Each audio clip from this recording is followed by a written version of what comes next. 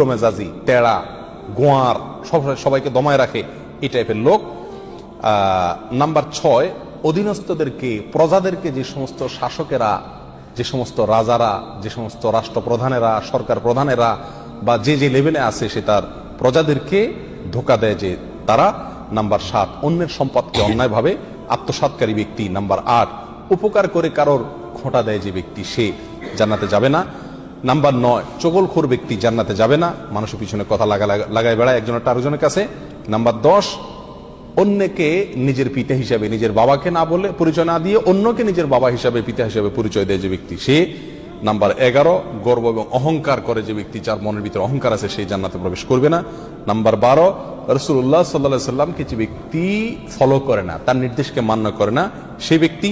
Number 13, অকারণে তালাক কামনা করে, তালাক চায় যে মহিলা, সেই মহিলা। নাম্বার 14,